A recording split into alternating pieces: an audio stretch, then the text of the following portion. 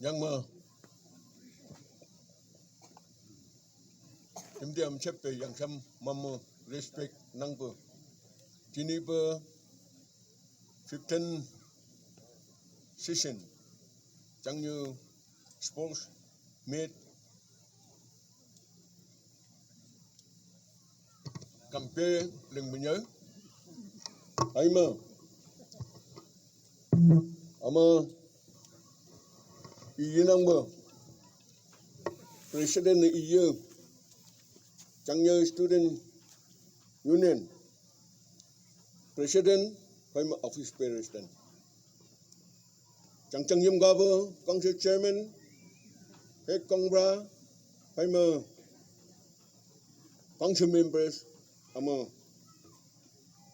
ông ta lạc hữu năng na năm tiếng ngà bên đây nhà mình hữu sự chẳng mượn hay là mấy nhóm phải mà phải mong mình nhiều ngày đến đây bơ như phải ông ta lạc hay như phải mà chẳng một tên dùng hôn một tên ông ta lạc hay nữa cooperation power chẳng mượn unity năng làm unity ngư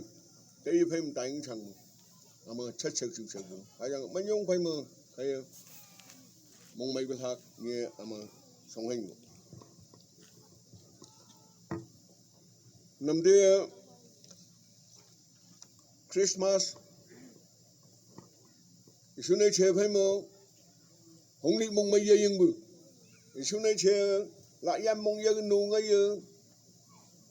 mong bự lưng người ta bự đầu chẳng mới xa sâu bự sports cái vậy na chẳng thật kiếm mong bự cái important thật na ini năm day phải như ama 15 session na năm day phải ini như first agaknya ke hem nang na request lengi nang khai nang na nang hôm ye ya thằng ba ngạc vong ye về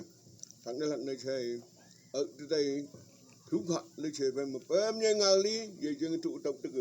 năm day phải ini anh ấy nhính thằng bao nhiêu anh ấy thú phải năng bộ men chong chẳng như anh ấy mong mày như mong mày cơ bu lắm ba lắm ngô lắm em đi cơ đi quay cơ cho bây giờ này chẳng như cha đi lý làm đi chú đi thấy phải mà cha đại phá đại bằng nhiều như như mong khả mà phá đi số lắc chẳng cái phá sớm vậy chứ gì mong mấy thằng năng na vậy chứ gì nằm kia vừa nằm kia chú kia cha đi lý đi số này chơi nô ngay bự thằng bự thấy với thằng năng đó tại mà nằm kia số lắc tăng nâng này thằng bự này nè cái nhà cái nằm program mà nằm kia improve vậy hay vừa nằm kia advance vậy hay vừa chỉ cái nhà cái thằng phải mà sim ba bữa chị chẳng yếm cả tên này nằm kia chỉ phải mà mong mình như na tại acha này sports ở đây thấy chăng chỉ một bữa thấy nhà các bữa yang bữa mà physical lại nga vì chăm bữa mình bị gì physical education này thấy chăng mong phong này phải mà bốc tức với yang bốc dây cục giá bốc dây cục bốc tức bắt đầu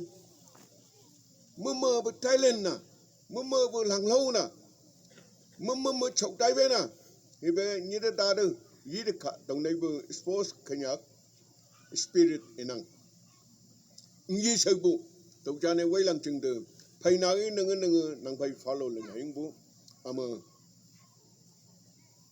sports tức bà đâu lại vi bên tức mua chuẩn bị vậy sports bộ bà đâu lại vi bên bộ mua chuẩn bị vậy physical mơ quăng ngồi năng mơ bấm bu tawan chẳng cha nhang yang chân được các cơ nã bu sa bu trống chẳng mơ phát đừng lúc chẳng mơ ground thì mơ chẳng mơ ground ngay bên này ground na châu băng châu địch ground ngay bằng ngay địch thì bộ qua lại anh ấy chẳng được chừng được bằng giấy đàn bộ để chẳng mơ nằm đi mơ đi làm thì cha đi chú đi ông ta hàng năng nào chỉ nị tiêu quăng như na tại gì cái mấy yang một phải tận năng khai chạm mấy yan tận năng một phải nghe yang khai chạm mấy yan này anh ấy sports mưa physical sports mưa anh ấy tại cái gì nằm đi encourage phá như bố phải mơ bị chẳng mấy hao chụp bên này khi phải mơ thu năng bố phải mơ chắc cả mơ chụp bên khi phải mơ thu năng bố đầu tiên này mấy hao phang đã này tất nhiều quý nhiều giờ mấy đã này man đại giờ mấy đã này hung đại giờ phải mẹ ngã sự hú bác để khăn được năng khả được đầu này giờ mấy giờ idea thôi ya phải mơ chẳng cái mùng mi chẳng ở bữa mơ bữa chạy ở nào đó nằm đi bê chờ khăn đi phải mình dạng vậy nè anh hấp hàng ở chụp bữa đường mi chẳng mi hàng chụp bữa đường yam yao hoàng lâm mày với dạ chơi thu phải mừng chẳng ở khanh cả anh ở chụp lưng bố mi idea số này năng nào mi ở bữa yam yao số này năng nào tao quay dạ thâu bữa mơ bữa chẳng đi ta làm chẳng anh này giấy được cả chứ bữa sự bên người mình thâu phải mừng cũng mấy nông mình dạy cậu charge organization mừng student mình dạy cậu tụ lúc chân lúc khăn ly phải mơ chỉ mi anh ấy dạ cả sữa mi anh ấy năng đi chỉ mi anh ấy dạ cả sữa anh ấy khăn ly rồi anh ấy tay chân đường chấm chăng đi mi kem dập sợi lưng bộ mi thu sợi lưng bộ mi số lưng lăng na tàu lưng sợi lưng bộ anh hạ phẳng năng một trận là idea mày phải lâu hay experience mày bị dạ chơi hay phải mơ ốc palang bự idea yam ya tu trên phải mơ nằm đi anh hạ phẳng năng một trận là anh ấy thâu mơ bị tập trung mơ khả năng chẳng mơ cái nhà cả nằm đi tại thú vị năng na tại anh khả năng lưng bố phải mà sự phải chẳng như bố chẳng như chẳng mừng ít chút cái sim im thấy phải mày dây đây nè tao ai xuống dây đây nè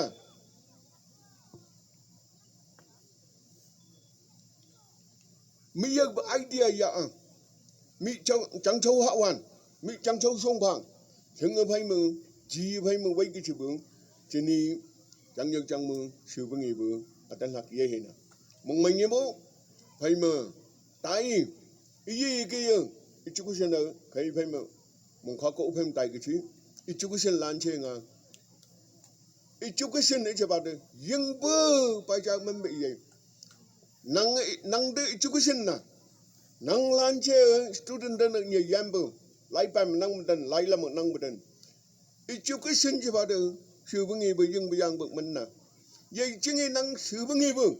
năng dân bây giờ bưng bây giờ em PU matrix education atia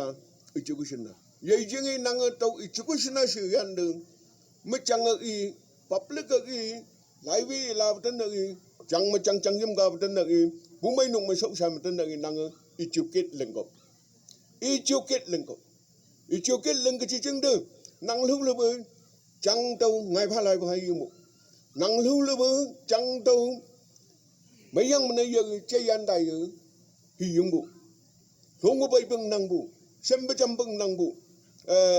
xem bê trăm bưng thì dùng bộ ít chút cái lưng cái tàu cái từng được phải mình năng ít chút cái sinh năng mình ít chút cái sinh năng nào qualify năng nào